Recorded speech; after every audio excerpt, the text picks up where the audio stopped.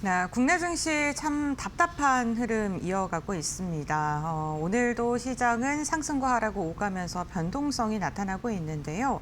시장 이야기 시간을 통해서 이러한 시장 속에 우리가 어떻게 투자 전략을 세워야 되고 대안을 찾아야 되는지 관련된 이야기 나누어 보도록 하겠습니다. 오늘 이 시간은 파이낸셜 리서치의 박철순 대표와 함께하겠습니다. 안녕하십니까? 네, 안녕하세요. 네, 반갑습니다. 오늘도 그렇고 최근 우리 시장이 박스권 내에서 급등과 급락을 반복하고 있습니다. 오늘도 상승 하락을 좀 이어가고 있는데요. 이 변동성, 이 박스권의 움직임이 언제까지 이어질지 좀 답답하신 분들 많으실 것 같은데 대표님께서는 어떻게 예측하실까요? 사실 뭐 지난달에 엄청난 낙폭을 좀 보이고 네. 마지막 거래일부터 반등이 세게 나왔었는데 그 이후로 아무래도 이제 단기 급등에 따른 차익 매물을 좀 소화하는 그런 흐름들도 이어지고 있다라고 좀 보시면 될 것 같고요. 다만 이제 최근 증시가 이제 기업의 실적보다는 뭐 외국인들의 수급이라든지 아니면 프로그램 매매들, 그다음에 기술적으로 이제 ETF 리밸런싱 같은 이런 기계적인 자금들의 어떤 수급 때문에 사실 증시가 많이 흔들리고 있는 상황이라고 보시면 될 것 같습니다. 물론 이제 최근에 변동성이 좀 완화될 수 있는 신호들은 나오고 있거든요. 일단 신용 물량도 많이 줄어든 상태고, 그다음에 외국인들 같은 경우도 조금씩 7월달 대비했을 때는 매수세가 조금씩은 들어오는 모습들이 확인이 되고 있고요. 그리고 일단은 많은 조정이 나왔기 때문에 밸류에이션 매력이 높아지고 있는 기업들이 상당히 많이 나타나고 있습니다. 거기에 추가적으로 실적 발표를 계속적으로 진행을 하면서 어닝 서프라이즈를 기록하는 기업들도 상당히 많이 확인이 되고 있기 때문에 여전히 펀더멘탈은 튼튼한 기업들이 많이 있구나라는 것들을 확인하고 있어서 점차적으로는 7월에 낙폭을 회복하는 흐름들이 추세적으로 나올 수 있다고 보고 있지만 아직도 이제 청산될 물량들이 좀 많이 남아 있는 상황입니다. 뭐 디레버리징 관련된 수량들도 상당히 조금 많이 없어지긴 했어도 아주 100%다 사라졌다라고 볼 수는 없는 거거든요. 약간의 물량들도 남아있는 상황이기 때문에 그런 것들만 이제 해소가 된다고 하면 지금은 좀 쉬어가지만 8월 내에는 조금 강한 반등이 좀 나오지 않을까 이렇게 보고 있습니다. 일단 반등이 좀 세게 나오기 위해서는 우리가 세 가지 정도는 좀 봐야 될 것 같은데요.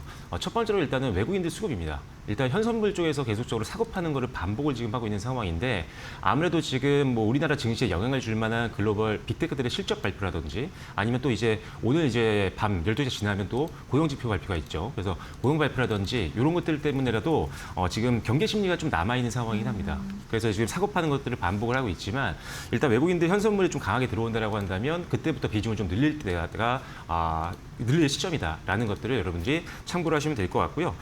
그다음에 일단 삼성전자와 SK하이닉스가 사실 실적에 대해서는 뭐 기대치를 계속 충족은 뭐 시켜주고 있는 그런 상황이긴 하지만 지금 아쉬운 것들은 이제 주주환원에 대한 부분들이죠. 오늘 사실 삼성전자와 SK하이닉스 보시면 아시겠지만 이제 주주환원에 대해서 조금 더 적극적이지 못했던 SK하이닉스가 상대적으로 좀 밀리고 있는 상황인데 뭐 거기다가 사실 뭐 추가적으로 지금 엔비디아가 조금 HBM 사양을 좀 줄이겠다라고 얘기가 나오다 보니까 HBM 무정도가 훨씬 더 높은 SK하이닉스가 좀 밀리는 모습들은 나오고 있습니다. 하지만 결과적으로 이 주주환원에 대해서는 어느 정도 우리의 가격 부분들을 좀 해소시킬 만한 전략들이 좀 나올 거라고 기대를 하고 있습니다. 수익이 워낙 많이 나고 있는 기업이기 때문에 주주환원에 대해서 한 잉여현금흐름의 한 50% 정도는 우리가 주주환원 하겠다라고 사전에 얘기했던 부분들도 있기 때문에 뭐 어느 정도는 우리의 충족치를 채워줄 거라고 생각하고 있어서 주주환원에 대한 부분들이 어느 정도만 나아준다고 하더라도 투심은 급격하게 살아나면서 반등에 힘이 좀 붙을 수 있는 가능성도 있다라고 보고 있는 상황입니다. 그래서 이런 것들 3개 정도만 좀 해소가 된다고 하면 일단은 지금처럼 사이드카가 매수 사이드카, 매도 사이드카 이게 계속 반복되는 흐름들은 좀 줄어들 가능성이 있다라고 보고 있으니까요. 이런 3가지 정도의 어떤 지표들이 개선되는지 한번 계속적으로 확인하시면서 개선이 된다. 그러면 그때부터는 조금 비중을 더 늘릴지 말지를 좀 고민해 보시면 좋을 것 같습니다.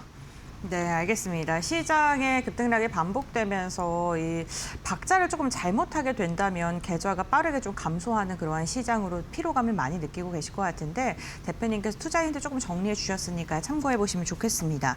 우리 시장의 변동성을 야기하는 대표적인 요인 가운데 수급 고임 현상을 빼놓을 수 없을 것 같고요. 주도하는 게 또 외국인이기도 하죠. 어제 이어서 오늘까지도 매도세가 유가증권 시장에서 2거래일 연속 나오고 있는데요. 외국인이 언제쯤 매수할 수 있을지 들어올 만한 좀 매력이 있어야 되는데 어떤 걸 저희가 보면 좋을까요? 7월 달 딱 마지막부터 시작해서 매수세가 좀 강하게 들어왔기 때문에 네. 이번 달은 조금 연속으로 좀 들어오지 않을까 했는데 역시나 주요 이벤트를 소화하면서 외국인들도 계속 사고 팔기를 좀 반복을 하는 모습들입니다. 지금 8월 들어와서도 사실 외국인들 같은 경우가 코스피 시장에서는 하루 빼고는 거의 다 매도로 지금 일관을 좀 해줬거든요. 그래서 일단 외국인들이 아직은 강하게 매수세가 좀 들어오지 못하고 있는 모습들이 확인이 되고 있는데 일단은 지금 환율 부분을 봤을 때는 외국인들이 그래도 어느 정도는 매수세가 좀 들어올 가능성이 있다고 보고 있습니다. 1,500원대 이상까지 올라갔던 환율이 계속적으로 좀 내려와가지고 있는 상황이죠. 그래서 지금 1,400원대 초반까지 내려온 상황인데 일단 지금 정도에서 그러면 1,300까지 가는 게 아니냐라고 기대하시는 분들도 아마 있을 수도 있어요. 근데 그것까지는 아직 환율의 방향성을 예측하기는 그렇게 쉽지는 않은 거지만 외국인들 같은 경우 1,300원대로 간다고 해서 사는 게 아니라 방향성이 이제 워낙 강세로 가느냐 이 부분을 이제 확인이 되면 그때부터 매수세가 적극적으로 들어올 수가 있습니다. 그래서 지금 1,400원대 초반이어도 언제든지 방향성만 확신을 갖는다면 외국인들도 적극적인 매수세가 들어올 수 있는 구간이라고 생각이 되고 있고요.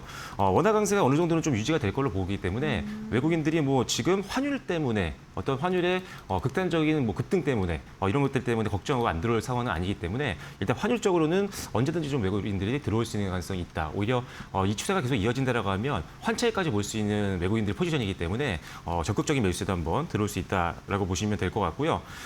그리고 이제 결과적으로 외국인들의 순매수가 강해지기 위해서는 절대적인 환율의 어떤 수치보다도 더 중요한 건 일단 기업들의 실적입니다. 지금 우리가 지금 메모리 반도체라든지 대형 빅테크라든지 이런 기업들이 먼저 실적 발표를 했는데 이제 중소형주 단에서도 계속 실적 발표가 연이어서 나올 겁니다. 그러면 과연 AI 투자가 정말 역대급으로 이 투자가 들어가고 있는 상황인데 이걸 통해서 실제로 우리나라의 대표 기업들 AI 밸류체인들이 수익을 버느냐 이런 것들이 다시 한번 분기 실적으로 확인이 된다라고 한다면 요걸 필두로 해서 외국인들이 수급이 강하게 또 들어올 수 있는 가능성도 있습니다.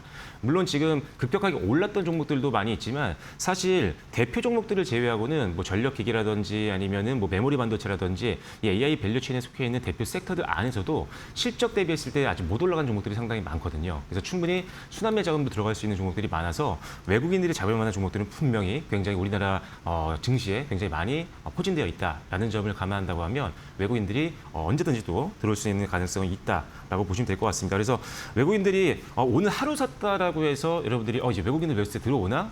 더 비중을 더 늘려야 되나? 이렇게 생각하시면 안 되고요. 외국인들이 꾸준히 몇 거래 정도는 들어와 줘야 됩니다. 지금 최근에 가장 많이 외국인들이 코스피를 샀던 게 4거래 정도밖에 안 되거든요. 최근 한 2, 3개월을 보면요. 그래서 지금 제가 봤을 때는 외국인들이 최소한 1, 2주 정도는 좀 꾸준하게 담아가는 흐름들이 좀 나온다라고 한다면 그때가 아마 추세의 전환점이 되지 않을까라는 생각을 가지고 있어서 일단은 외국인들의 현선물 매수세가 지속성이 어느 정도 있는지를 확인하시고 그때가 우리 비중을 좀 늘릴 타이밍이라고 생각하시면 되니까요. 너무 지금 급하게 비중을 뭐 차입을 하시거나 아니면은 가지고 있는 일부 현금을 전부 다 베팅할 때는 아직은 아니다라는 점도 기억하시면 좋을 것 같습니다. 네, 외국인의 꾸준한 수익에 대한 추세가 이어져야 된다. 그러니까 외국인의 수급이 좀 유의미하게 일주일 이상 들어오는 걸 확인하고 접근하는 게 좋겠다라고 말씀을 해주셨습니다. 오늘 삼성전자는 그래도 보합권, 상승 보조 반납하고 보합권 수준인데 하이닉스가 어제는 150만 원 이탈을 좀 걱정하게 하더니 오늘은 140만 원 초반까지도 내려온 상황입니다. 변동성이 굉장히 극심한데요. 앞서 말씀해 주셨던 뭐 주주 환원에 대한 실망감도 있을 것 같고요. 원인도 조금 더 디테일하게 들어보고 우리가 어떻게 좀 전략을 잡으면 좋을까요? 일단은 반도체가 아직 좀 못 올라가고 있는 이유부터 말씀드리고 네. 그다음에 전망을 말씀드리도록 하겠습니다. 네. 일단 삼성전자와 SK하이닉스 같은 경우 지금 오늘 반대되는 움직임을 보이고 있는데 SK하이닉스가 좀 많이 빠지다 보니까 삼성전자가 상대적으로 강해 보이는 거지 삼성전자도 지금 뭐 보합권에서 왔다 갔다 하고 있는 상황이거든요.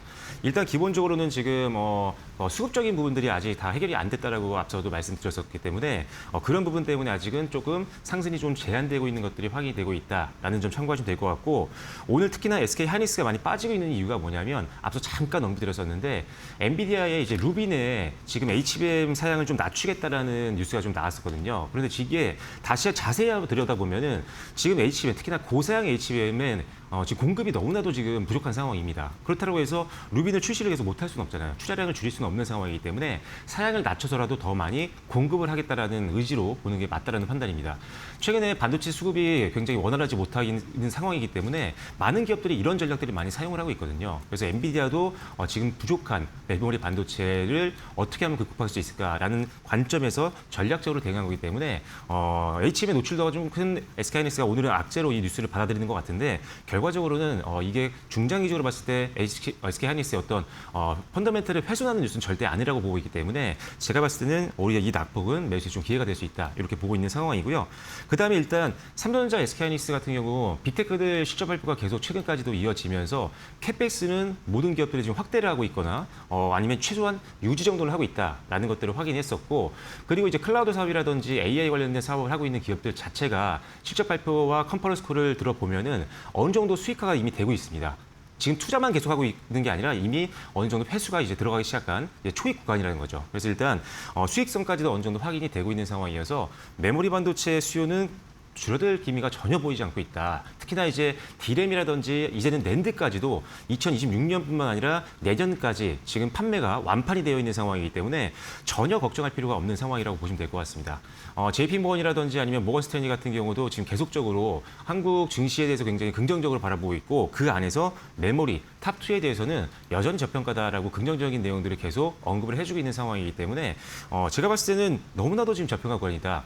오늘도 좀 변동성이 있기 때문에 오히려 선행 PR이 좀 낮아질 수도 있는데 어제 종가 기준으로 봤을 때 선행 PR이 둘 다 4배에서 4배보다 좀 아래입니다. 그 말은 뭐냐면 11개월 미래의 실적을 감안했을 때 지금 PER이 4배도 안 된다는 거예요. 그 말은 뭐냐면 너무나도 극저평가 구간이라는 거죠. 그래서 지금 여러분들이 가지고 있는 자금의 성향에 따라서는 조금 베팅을 할지 말지를 고민해 보셔야 되는데 만약에 단기적인 뭐 차입금을 사용한다거나 내가 며칠 뒤에 뭐 예를 들어서 큰 금액을 결제를 해야 되는 상황이 있는데 그 돈을 잠깐만 넣기에는 삼성전자와 SK하이닉스는 적합하지 않다고 볼 수 있습니다. 아직은 지금 변동성이 좀 남아있고 일정들이 남아있기 때문에 그 부분에서는 저는 약간 관망하시는 게 좋겠다고 말씀드리겠지만 만약에 여유 작업으로 나는 좀 더 장기로 늘 수 있다라고 하신다면 분명히 시간이 지나고 났을 때 삼성전자와 SK하이닉스는 역시 그때가 저점이 맞았구나라는 것들을 확인할 수가 있을 거라고 생각을 합니다. 그래서 실적이 워낙 잘 나오고 있는 기업이고 전 세계에서 그것도 선도권 영업이익을 기록하고 있는 삼성전자와 그 뒤를 따르고 있는 SK하이닉스 역시나 실적과 주가는 결국 수렴하기 때문에 장기 여유 자금이라면 지금은 분명히 분할로 담아가는 게 맞는 그런 상황이라고 보시면 좋으니까요. 긍정적인 뷰 중장기로는 말씀드리도록 하겠습니다. 네, 자금의 특성에 따라서 좀 전략을 달리 세워야 될 것 같다라고 말씀해 주셨고 중장기적으로 여유롭게 끌고 가기에는 실적이 너무나도 잘 나온다라고 말씀을 해주셨습니다. 대형주를 저희가 확인해 봤고 이번에는 코스닥 쪽으로 넘어가서 로봇 관련된 이야기 나눠보겠습니다. 유니트리가 중국 시장에 이달 좀 상장할 것으로 예상되고 있고 최근에 로봇 기업들이 그로 인해서 강한 시세 분출을 했습니다. 오늘은 뭐 레인보우 로보틱스나 SPG 같은 기업들은 좀 빠지고 있습니다만 또 일부 종목들은 견조한 상승세 나타나고 있거든요. 로봇 관련된 기업들 중국의 상장이 과연 국내 기업들에게 수혜가 나타날 수 있을지 이것도 좀 궁금하고요. 어떻게 전략 세워야 될까요? 일단 유니트리라고 하는 이 로봇 회사가 상장을 네. 하면서 시장에 관심들로 몰리고 있기 때문에 단기적으로는 수급이 좀 쏠릴 수도 있습니다. 기존에 이제 창신 메모리가 이제 창상했을 때 우리나라 메모리 쪽에 투자를 하고 있던 자금이 일부 그쪽으로 분산된 거는 맞거든요. 네. 그래서 단기적으로는 그런 어떤 자금의 이동으로 인해서 국내 로봇주가 오히려 수급적으로는 조금 약간 힘을 좀 못 받을 수 있는 가능성은 분명히 있지만 결과적으로 봤을 때는 큰 영향을 줄 것 같지는 않습니다. 중국 시장 자체가 지금 사실 아시아권에서 지금 차지하고 있는 어떤 포지션이 그렇게 옛날처럼 강국은 아니거든요. 지금 네. 대만이라든지 우리나라가 치고 올라온 상태이기 때문에 패시브 자금이 들어간다고 해도 좀 제한적으로 갈 수 있을 거라고 생각을 하고 있는 상황이고 그다음에 지금 오히려 저는 이 로봇 사업 같은 경우는 메모리랑 좀 다르잖아요. 네. 창신 메모리가 상장했을 때는 지금 메모리 강국인 우리나라에게 경쟁자가 생기는 거고 경쟁자가 돈을 가지고 투자를 많이 할 수 있는 상황이 생기기 때문에 바로 이제 비교가 될 수 있는 상황이지만 로봇 사업은 아직 뭐 휴머노이드 로봇이 완벽하게 상용화가 된 것도 아니고 다 같이 성장해 나가는 구간이기 때문에 오히려 이 유니트리가 상장함으로써 전 세계의 글로벌 자금들이 로봇 사업 쪽에 좀 이제 관심도가 높아진다고 한다면 우리나라에서 기술력을 갖고 있는 로봇주에게도 수급이 좀 유입이 될 가능성은 저는 개인적으로 있다라고 보고 있고요. 물론 지금 완제품을 만드는 회사다 보니까 유니트리와 경쟁할 수 있는 이런 휴머노이드 로봇 완제품을 만드는 기업들은 조금 경쟁사가 생기면서 약간은 우려감이 생기면서 수급이 좀 강하게 못 들어갈 수는 있겠지만 오히려 부품사들 같은 경우는 일단 추가적으로 수출도 할 수 있는 가능성도 있고 그리고 무엇보다 제가 이제 부품단 특히나 핵심적인 부품인 뭐 감속기라든지 액추에이터라든지 이런 것들을 만들고 있는 기업들을 항상 강조를 드려왔었는데 그 이유는 뭐냐면 완제품을 만드는 기업은 아직 상용화를 시키지 못했기 때문에 대부분 다 실적이 좋을 수가 없거든요. 그런데 부품단 같은 경우는 이미 개발할 때부터 이 부품들을 사용을 하고 테스트를 해야 되기 때문에 계속적으로 실적이 나고 있었거든요. 그래서 예를 들어서 한 종목을 말씀을 드리면 뭐 SPG 같은 경우는 자주 언급을 드렸습니다. SPG가 이제 감속기 만드는 회사죠. 우리나라 선도 기업입니다. SBB텍과 함께 항상 양대 산맥으로 불렸던 종목이었는데 이 회사 같은 경우는 감속기 쪽에서 매출이 굉장히 잘 나오고 있어요. 일단 삼성전자가 본격적으로 지금 시장에서 우리는 사업부까지 신설을 해서 투자를 하겠다라고 해서 그때부터 사실 로봇주가 최근에 잘 움직였던 거거든요. 근데 삼성전자가 투자했던 기업을 잘 보면 레인보우 로보틱스가 있었고요. 이 레인보우 로보틱스가 이제 휴머노이드 로봇을 만들고 있는 우리나라 대표 기업인데 지금 이 회사의 감속기를 독점적으로 납품하고 있는 게 바로 지금 말씀드린 SPG라는 기업입니다. 그러다 보니까 지금 재무제표를 보시면 아시겠지만 실적이 굉장히 안정적으로 나오고 있는 상황입니다.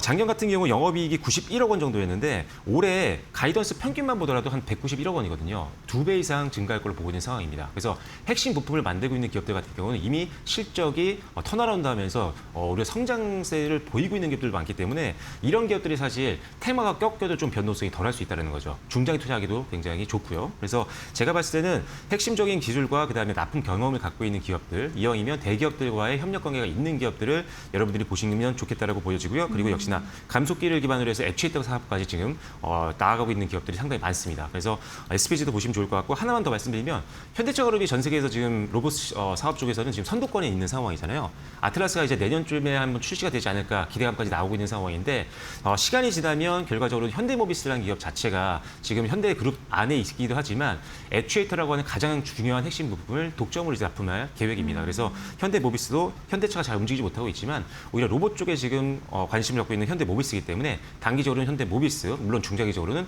현대차도 코어 자산으로 좀 넣어놓는 것도 고민해 보시면 좋을 것 같습니다. 네, 알겠습니다. 시간이 많이 지나서요. 근데 오늘 시장에서는 꼭 여쭤봐야 될 것 같아요. 2차 전지가 오늘 상승 여력이 시장 대비 견조하거든요.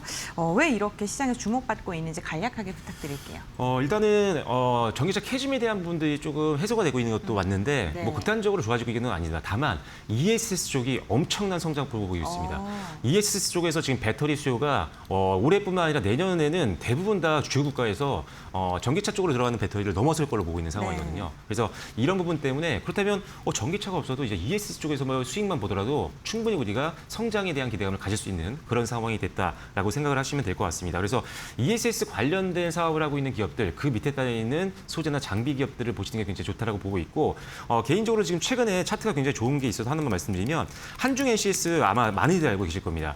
이 ESS에 들어가는 순행식 냉각기를 만들고 있는 회사인데 이 회사 자체가 지금 수급도 굉장히 좋고 실적도 굉장히 잘 나오고 있는 회사고 우리나라 선도 기업 중에 하나이기 때문에 뭐 ESS 관련된 종목들이 상당히 많지만 포스코 퓨처엠을 비롯해서 대다수의 셀 기업들, 소재 기업들도 보시되 그 밑에 단에 있는 한중 NCS 같은 핵심 부품을 만드는 기업들도 한번 같이 보시면 좋을 것 같습니다. 네, 알겠습니다. 오늘 박철순 대표와 함께 변동성이 지속되고 있는 우리 시장 속에 우리가 어떠한 종목과 섹터를 바라봐야 되는지 이야기 나눠봤습니다. 투자 전략 여기까지 듣도록 하겠습니다. 고맙습니다.